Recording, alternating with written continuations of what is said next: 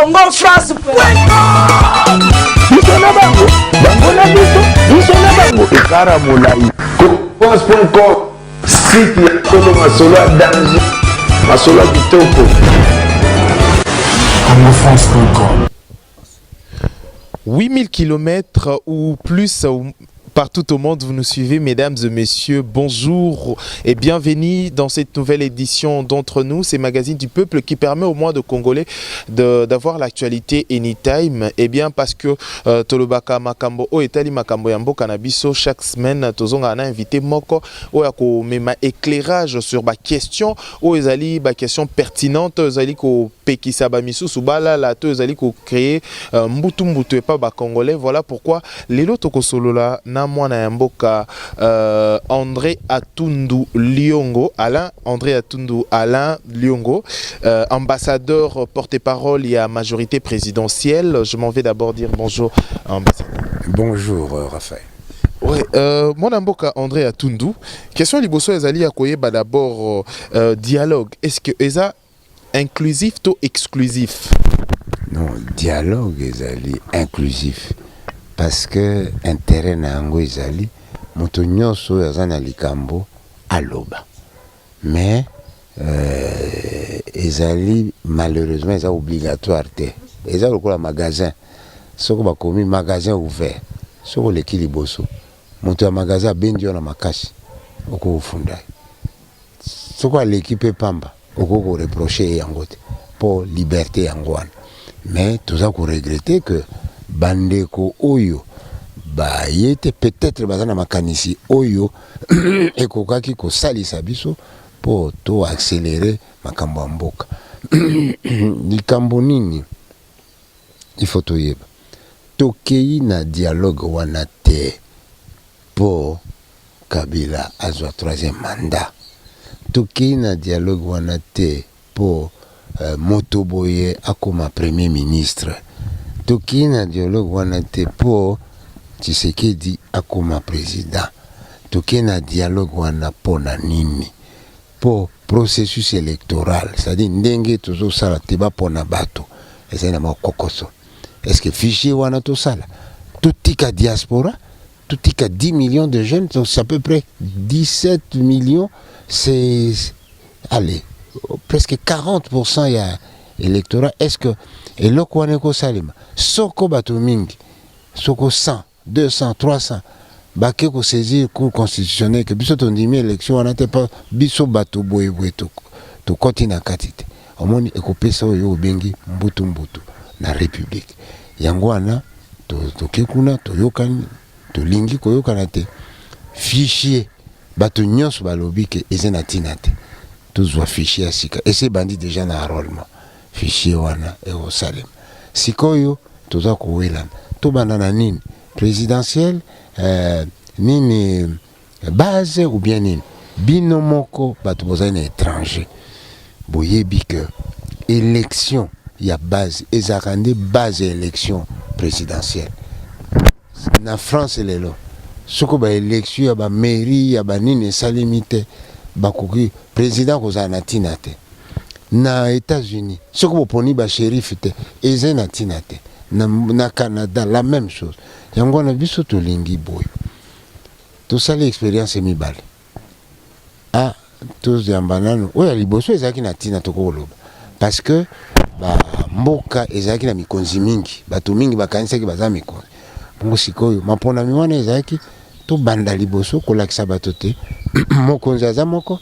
Et si comme ibeko utaka ezamoko assemblée nationale yango wana to sakia yami balé élection yami balé ça maki pona nini et ça lisaki biso na nini et ça lisaki biso que ba belligérant ba oui bazaki ko peser na première élection ba longwe sikoyo to comme la situation dokoloba normal to banda d'ailleurs to so bandaki ba élection provinciale, ba élection communale, municipale, ba tu appeler ça kimbongo. Bongo esukabo. Jeune no wana. Soko jeune ayebite que soko lingoza la candidat président de la République, il faut bandana non assez pour maîtriser rouage à l'état. Abando même mbala moko kokanisa ke po comme chef de candidat président de la République yo bandaka kamba moko politique bandaka ndengwana ekopesa mobulu monene na mboka yango no moni majorité présidentielle à lobby to sala yango tango tozo sa makambo ya mboka tutika nano kotala bilongi ya bato bilongi ya moto ezaka chance likambo wana ekutami po yaza wana mais likambo oyo toza koloba eza te etali Tshisekedi te etali Kabila te etali Matata te etali ata Kamere te etali nde intérêt ya peuple congolais pe ya démocratie pona lelo te omoni bato oyo balobi balongwe par exemple na dialogue po nini tosala présidentielle ko intéressé bato boni et ko intéressé soko bato 30 eza makambo auto développer mais question à biso liboso ozala ki akoyeba d'abord dialogue eza inclusif to exclusif to inclusif dialogue ezali inclusif ce que inclusif ango inclusivité pose à inclusif il faut ba belligérant bazala na kati ya dialogue ango mais tout le monde a une partie à opposition yo muto to bango peka siko yo maloba na yo kaka siko o tu koloba nga na zoka na maloba mais moi na mboka ambassadeur koyeba na nous d'abord ba belligérant ba grande pointure ya politique belligérant c'est soute mais maloba ka ezali ya yo utaki koloba maloba na expliquer yo boye tina oyo to bandaki na 2006 na élection présidentielle na parlement ezalaki pona kolakisa na ba prétendant nyonso ba belligérant te nini to komi mokonzi moko to komi parlement moko mais bango bavandaki wana parce que toujours comme ça pression sur vie politique so bolingbo ba bo biso ba belligérant to lobibo deuxième élection et ça ici que force ya ba belligérant et sili pour insertion ya ba troupe na bango comme na armée bazangi ba troupe ba mekaki ba rébellion et sili yango wana sika oyo tokomi na situation normale ok ba force politique nde et agir ba force politique ko banana se démocratie ko banana se pour toujours luka autorité de l'état et ko banda d'abord na ba chef d'avenue chef de quartier ba autorité boiti nde couronnement nango suki na chef de l'état soko banika na chef de l'état tango ya koloba moyen makambo ko mala set yami balep opposition à l'Obakini. Tout le monde a une élection pour pouvoir à nommer administrateur des territoriaux, tant qu'on organise l'élection, qu'on favoriser le pouvoir. Mais les loyaux, tout peut se dire que tout pour na bateau yo biso to lingi pour tango élection ya monene ko ya députés provinciaux députés nationaux président de la République ezala bateau yo biso moko to ndimi bon lelo yo mabeni mwana mboka André Atundu eza analyse na moko ezali ya oyeba na eza une façon ya bino ko traîner makolote ko traîner ba pate parce que bobanda ki déjà liboso bo lancer ki d'abord élection bolobi élection sans participation ba nouveau majeur oyo ezali contesté et pas bato opposition cette fois-ci bo nommer ozali d'abord ezali constitutionnel te bo nommer ba gouverneur na banane ba chef de quartier bo noma ki bango non bazaki élu et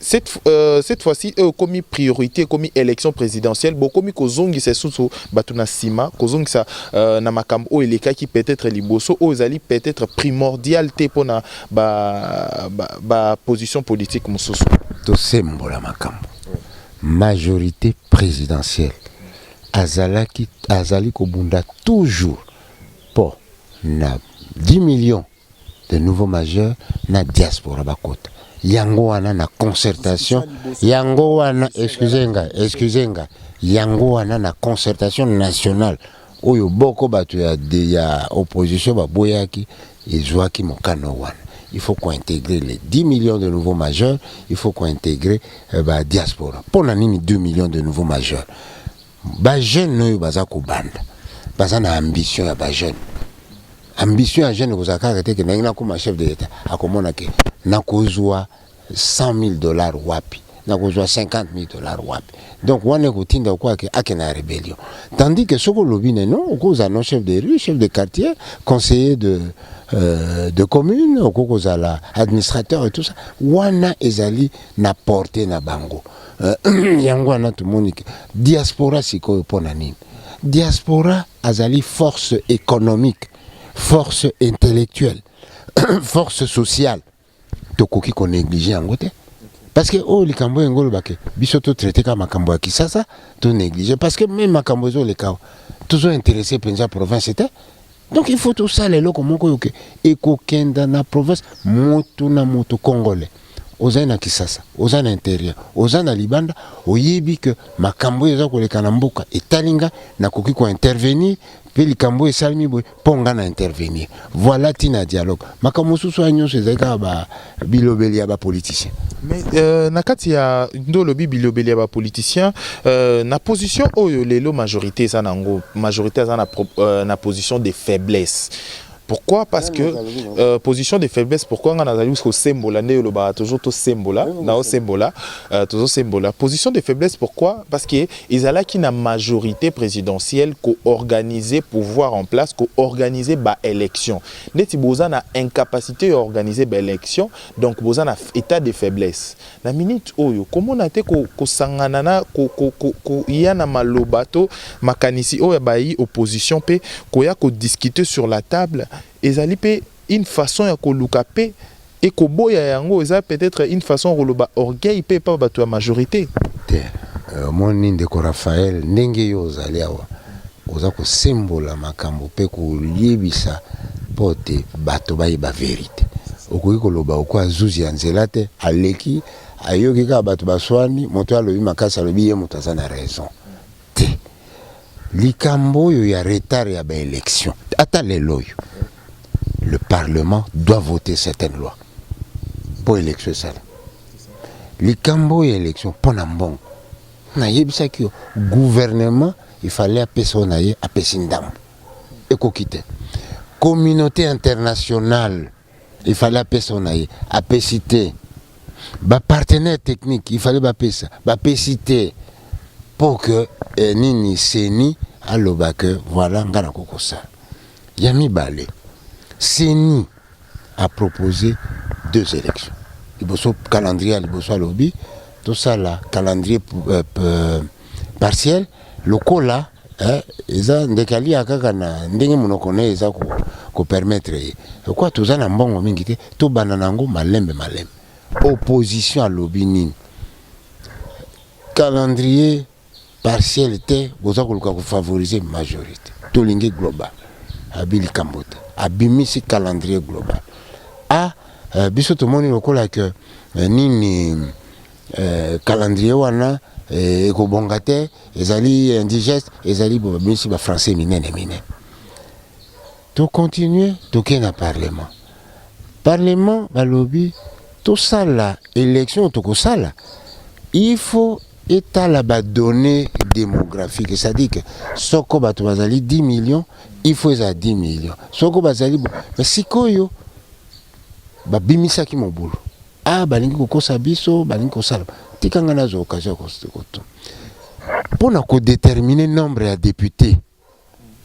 Ezali kaka ko déterminer en fonction du nombre d'électeurs te. Ezali ko déterminer en fonction du nombre ya ba habitants. Siko soko yo yebi habitant te okosala ndenge nini e bandobe koloba bon tokopesa Maniema eleka province orientale parce que premier ministre aza moto ya Maniema bon province orientale akozwa eloko te parce que premier ministre aza kuna te nani Équateur akozwa eloko te parce que moto omoni ke ekopesa mobulu ekopesa arbitraire et puis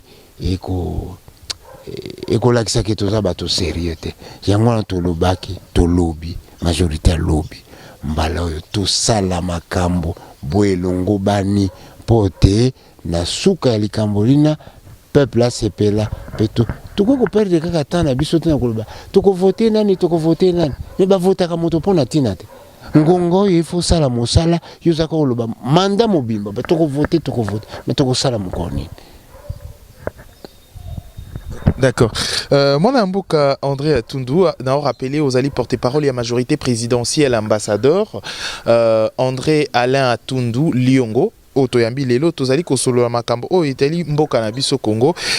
Question mususu ezali ya koyeba lelo une partie à opposition et dima qui appelle aux initiatives aux qui lancées par chef de l'État, aux convoqué aux alliés dialogue, aux qui makanisimo ko pe ya malamu pona ko sangisa bana ya mboka ko solo sur palabre moko ba discuter sur ba thématique en fait. Mais et comme na kati ya discussion lelo frange opposition za qui représenté et bendani lelo milinga makambo nini makambo lisusu ya organisation ya ba élection opposition zali kopé sama sur l'organisation ya élection bino bolingo boke na système ya pyramide inversée bango balingo ba kende système à pyramide toke dialogue pona nini poto yokana ndenge nini tout ça la processus na biso mais lelo bazate yoka tout ça la processus moto na moto akei na makanisi naye moto na moto akei na ba argument naye biso nyonso makambo mosusu s'imposer diaspora ezali lelo 4 millions toko ko ignorer bango te ba jeune bazali 10 millions toko ko ignorer bango te nini mosusu fichier électoral ezali te toko ko ignorer yango te à partir na yango moto na moto akoluka ndenge nini tosala intérêt ya mboka. C'est normal. Négociation ezalaka bongo. Et bandi, pour suspendre, hein, et continuer, pour suspendre, ti boko koma na suka. Mais oyo wana suspension opposition, c'est la première suspension. Première suspension, et singa ki ngonde facilitateur yemoko. Tango to bandi, alobi bo to suspendre 1-2 jours pour to harmoniser ba liste. Mais pourquoi il y a ça qui problème? Parce que non. Mon amboka Vital Kamerhe mutasinga ki non, ce que tozo kende sika wana kolukate muntu moko aliki moninga te. Harmonisation. Ezalaki problème ko pratique.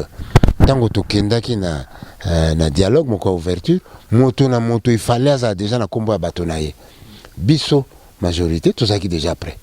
Mais opposition dans la société civile et poser qui problème. Société opposition, il y a deuxième position et puis troisième position il y a la société civile. Yango ana facilitateur le batan a fongoli to suspendre travaux. Mais c'est au groupe que le bac et bandi mabe échoué. Ils allaient ba suspendre pour que ba yokana. C'est quoi yo parti mon souci à opposition. Vital Kamerhe ba lobby non bisopé to suspendre. To suspendre les travaux pour tout bongi sa position na biso par rapport non ya bino soko to yokanite to ko sala boite mais c'est tout à fait normal mais position ya mi bendi wana oyebi ke bango moko pe bazana na problème ba jeune ya opposition ba lingi que ma solo ici là pour bango pe bazwa libaku ya kokoma mikonzi alors omoni que to kokota na kati wana te to kokota ben essentiel bango bakenda basali moko so mikomi balé ndenge facilitateur le bac bazonga to continuer soko ndimi que bozo samba likambo mais yo soko moto alandi nzela na te yo tomboka mais boza wana ndepo opesa argument opesa chantage te opesa argument moto moko te na mboko oyo akoko lo bac ye alingi Congo alingi ba congolais koleka mosusu sauf biso ba congolais to lingi Congo na ba congolais koleka ba pai. Mais na kati na biso moko moto na moto alingi Congo moto na moto alingi kokufa pona Congo donc bango bakoko lobate que biso moni to sali concession majeure to ndimi refonte totale te lokuta refonte wana lingo lobake to zaina fichier électoral te photo banda ezali rapport à OIF Organisation internationale de la francophonie rapport à Nations Unies rapport ya IFES Institut moko américain na rapport ya AETA ya mwana mboka bonso nde balobi te fichier eza na tina te token et ye moko kutu nani mwana mboka Kamerhe alobi nabi ndenge tozokenda boy les faits vont s'imposer il faut to landa ba fait yango na et s'imposer ezali victoire ya majorité te parce que majorité alobaki te que ngai na proposé kaka boy te ezali victoire ya opposition ya majorité défaite soko toloba défaite ya opposition te po alobaki ngai kaka boy ezali pe naloba nini action ya société civile te po alobaki ngai na conseillaki majorité ou bien ngai na conseillaki opposition te ezali ba expert bazongisi mayele na biso esika moko balobi oyo nyonso bozoswana wana eza lokuta toza na eloko te tosobandi makambo oyo seni ya bandi na province ya nord ubangi mpe akokontinue na pra yango nde fo tosilisa yango mpo ke élection eza na ntina yango omoni seni alobaki eza 16 jours ya travaux plus 1 jour ya publication bato nyonso bandimi yango bongo biso Tobima Bololé. Quand s'est posé sur le plan, il y a Kubanda élection présidentielle na législative. Ils allaient commis tout ça. Mais pourquoi seulement, pourquoi pas Kubanda dans l'élection présidentielle et le reste plus tard? On est à point de vue. On est à point de vue. Ngai sikoyo soko batonayo soko batono balandi biso malam. Na expliqué. Pour nanini na 2006 c'était nécessaire to banda l'élection présidentielle. L'élection il y a 2011 et ça la kini. Pour nani siko il faut to banda parce que jeune pression il y a ba jeune les ali pour na expérience il y a nini à liboso mandat liboso bozo qui en compte kaka cette fois-ci quand il faut le président Kende. C'est un problème à présent. Est-ce que na dialogue kuna to koloba makambo Kabila? Lobby. Parce que le lobby président qui est fait autant qu'à comprendre président. To keikuna jamais na ordre du jour dans les 3 thématiques élection, budget, na éthique et si comme mon côté na yoki que oh mais Kabila boni majorité lobby surtout lobby Kabila ça la opposition lobby surtout ningi boité sauté. Tozali d'abord ko traiter problème et processus ndingi nini bino diaspora ba organiser bino bo toujours décision que diaspora voter mais beaucoup voter ndengeni ba yebi bino te beaucoup voter ndengeni ba jeune 10 millions beaucoup voter ndengeni na kati ya fichier wana il y a plus d'1 million de morts tout ça ndengeni il y a 420 000 doublons tout ça ndengeni il y a nini ba déplacer otoyi bango te toko fixer bango ba bureau ndengeni bon soko otiki boy les résultats et c'est périsibinoto le banin pouvoir moto à manipuler a vu 420 000 doublons a vu 1 million de morts a vu 10 millions de jeunes yangwana a commis yango tu panzi makamunyo za polele tozana to komina na niveau te oyo to lobake ngai kamera ambition nanga boy ngai Kabila ambition nanga boy ngai Matata ambition nanga boy ngai boy te to komina na niveau anate pe niveau aneze wana nde bakosala ngote oyo ezali ko bongisa ndenge nini bana mboka bakoka ko voter bato yo bango balingi ko banana 1 ko banana 2 ko banana 3 etali makasi ya ba argument na yo ou expliquer ngana expliquer siko pona nini na expliquer siko que soko to poni président so à partir de l'expérience du passé to lobaka déjà la première élection que soko législative président te voter président te voter député to continue to comment quitter souka deuxième élection la même chose to comment quitter souka mais pourquoi sikoyo to kolbate et kenge fait l'homme to banana c'est pour tout continuer parce que surtout bandi na c'est comme la pression ba politicien ba lingi poste wana président de la république ba ko salate et salema donc bako ça la pression que tout va annoncer pour que bango peut jouer. Voilà logique na biso. Moi na mboka André Atundu question sur ces alliés à d'abord est-ce que glissement est préparé lokola bato ya Sénat protéger l'article 105 est-ce que la majorité ezali ndenge moko l'article 70 glissement de lokoni mboka na mboka tango ekosala mibeko ekosala te à un moment donné mboka ezanga mokonzi te à un moment donné mboka ezanga mokonzi te soko mpe mikonzi bachange to mokonzi azali te il faut l'état et continuer à fonctionner yango wana na discussion sur la constitution na commission PAJ en tant que constituant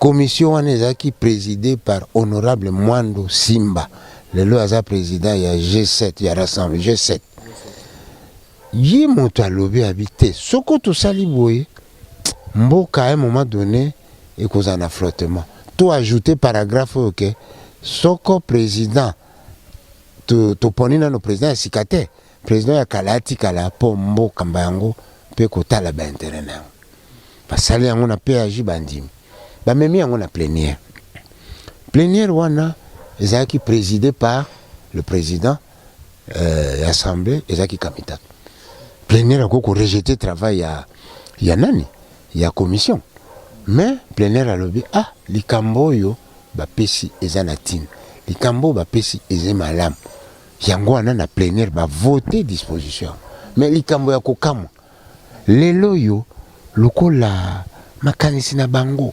excusenga tolobaki to personnaliser débat bato mingi na kati na bango na balengi Kabila asali nga boye nga na kosala ye nde wana omoni barenie makambo balobaki mais soko otali bomoto ya ekolo na biso bomoto ya biso bacongolais disposition wana ezali na ntina disposition wana ezali na ntina parce que lelo oyo baza koloba te soko bongo tokotia président ya sénat président ya sénat ya sikoyo aza dépassement na mandat bon soko bongo tokotia président ya nsima ata président ya sénat akoti période wana ezali 90 jours maximum 120 jours mais yo moko oyebi ke élection nini enrôlement constitution affichée ça prend plus d'un an ça signifie que soko toti lelo président ya sénat to résoudre le problème te parce que tango okoma dès que akoti tolobi lokola sikoyo ekomi élection ezali na ekoki kobanda avant un an te ya ye kosala nini ntango ya ye kosala nini ebimisi sombobolo lokwa toyokani tolanda mibeko yango lobi respect intégral ya constitution eyini kolobake likambo oyo osalaki mpo na ekolo lobi ata lelo ezali susu na intérêt na yo te il faut ndima yango parce que ezali intérêt ya ekolo intérêt ya bomoto moto na moto aza na ambition normale ngambo toza na démocratie nako comprendre que Moïse alinga comme président Mwando alinga comme président Kiunga alinga comme président nani mosusu Fayulu alinga comme président Tshisekedi alinga comme président nani n'importe quel citoyen mais nzokande ako comme président n'importe comment faut tout ça mibeko pour que yepe akoka kokonza na sécurité soko akomi moto alingi atake botobi te nini eza bo nini eza mpe article 64 ezali bango mpe bandimaki article wana 64 c'est soko moto asali yeux clair ndenge tolobaka na kini mais bamosusu baza yuma nazwa pouvoir te faut kopekisa alinéa 2 lobi mosusu mpe la constitution de la République est d'application de l'avant-propos jusqu'à l'article 229. Et l'ingi koloba boy que nyons wana lobi article 64 eza pe bato opposition pe ba utiliser ka article 64 na mobimba nango pe article oko tika ndambo article oko tika ndambo donc so tel paragraphe 1 tanga pe paragraphe 2 siko otala logique soko c'est comprendre te il y a deux voies ozongi na ba archive biso to zongi na archive to retrouver que la commission constituante ya PAJ présidée par l'honorable Mwando Simba bandimaki yango toke susu na plénière présidée par le président Kamitato président de l'Assemblée bandimaki yango donc il faut tout tenir compte nango bon yami bal soko boyokani te cour constitutionnelle ezali cour constitutionnelle moto akolobaki ndenge boza koswana mibeko eningi koloba po siko moto opesi ye mibeko aloba boy yo boy kolanda nini naye eza lokwa moto aboy kolanda jugement soko bafingi ya yibi nga yibaki te ti juge alobi te ayibaki te yo loba te ngaki okosa moto yango na boko na makasi il faut landa ndenge mibeko ya leta mboka etambolaka ndenge wana. Voilà, to commis presque na suka ya entretien na biso to il fallait to sembola ndo le bara toujours ko sembola makambo zali ya misusu be éclairage mususu po en dépit pe batu ya diaspora mususu bazali ko bénéficier d'informations clarté pour peut-être ba porte mususu côté opposition pe et à majorité pe mususu kangamela bango bazora ba information netté ba information ni neti boy na zui au fungoli mbala moko normal non. Est-ce que motonani ya biko sembola ndeto sembola raboye ba comprendre pe makambo mususu ezali important parce que spéculation pe mususu emema bato mususu na mbutu na makanisi que ko sembola mususu boye mais to comme na suka question mususu ya biso toko tozaki nango réservé pe lisusu date ya le 9 septembre et rappela ka onini le 9 septembre. Oui. Le 9 septembre. Na ebite Erapeni. Date il y a le 9 septembre. Na évité. Congo France. biso na bango bango na biso na bango ekara molai France.com site ya kolo masolo ya danger masolo ya kitoko CongoFrance.com